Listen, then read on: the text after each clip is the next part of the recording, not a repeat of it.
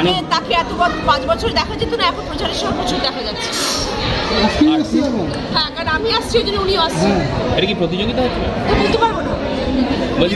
আর এই যে আমি জানি না, কিন্তু এই যে ভাঙনের জন্য আপনি যদি সাংসদ হন পরবর্তীকালে ভবিষ্যতে, তাহলে কি আমি যদি সাংসদ হই তাহলে পার্লামেন্টে প্রথম কথা, যদি আমাকে ভূমিবাসী ভালোবেসে সাংসদ করেন তাহলে প্রথম কথাই হচ্ছে পার্লামেন্টে গিয়ে যেটা বলবো সেটা হচ্ছে ভাঙনের কথা, যাতে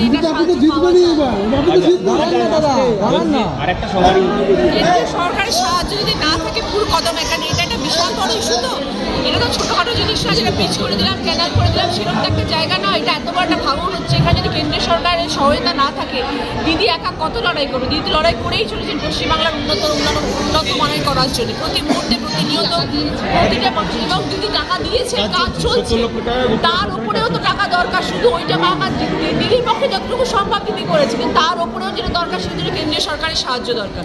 কেন্দ্রীয় সরকার যদি তাকিয়ে না দেখেন তাহলে আমাদের কি করে সম্ভব সবকিছু করা? কিছু হয়নি, এটা হতে পারে না, হবে ধীরে ধীরে সবকিছুই হবে। কেন হবে?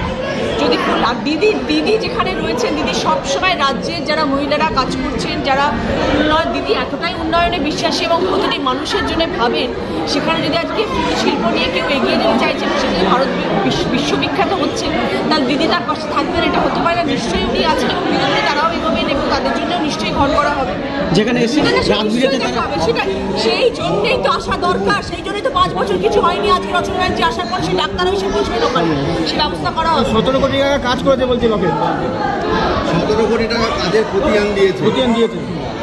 মানুষ উত্তর দেবে, তার আমি উত্তর দেবো কেন? মানুষ উত্তর দেবে যে উনি সত্যি দিয়েছেন কিনা, মানুষ বলবেন যে উনি কি কি কাজ করেছেন। তিনি জানিয়েছেন যে নতুন দেখা যাক না, আমার কথা সত্যি হয় কি তার কথা সত্যি, আমার বিশ্বাস দিদির উপরে সত্যি না যে তার কথা সত্যি। দেখা যাক। উনি বলছেন যে সবটাই অন্ধকারে ছিল, আমি 5 বছর আসার পর লাইট টাইট হয়েছে, তারপর হুগলিতে আলো জ্বলেছে। সবটাই ছিল, 100 দিনের কাজটাও তো বন্ধ করলে 5 বছর এসে হুগলির মানুষ এতদিন অন্ধকারে ছিলেন, এটা বিশ্বাস করতে হবে। মানে লোকের চ্যালেঞ্জে আসার পর সবাই আলো দেখলেন, তার আগে হুগলিতে আলো চলতো না। যাই হোক, অনেক কথা শুনছি, এরকম অনেক কথার কোনো আমার কাছে উত্তর নেই। যারা এরকম ধরনের প্রশ্ন করছেন, যারা এরকম ধরনের উত্তরও নিজেরাই প্রশ্ন করছে, নিজেরাই উত্তর দিয়ে দিচ্ছেন, আর দিদি কাজ কর্ম দিয়ে উত্তর দিচ্ছেন। তা দিদির কর্মটাকে আমরা দেখি না, তাকিয়ে উত্তরবঙ্গ উন্নয়ন মন্ত্রী তো আপনাদের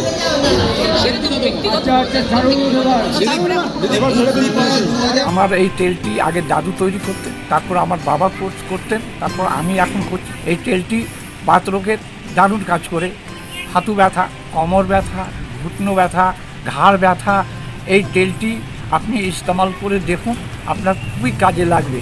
এই তেলটি ইউজ করুন, খুবই কার্যকর। আপনাকে ডেলিভারি করা যাবে 6টা পিস 500 টাকায়, খুবই লাভকার হবে এই তেলটি।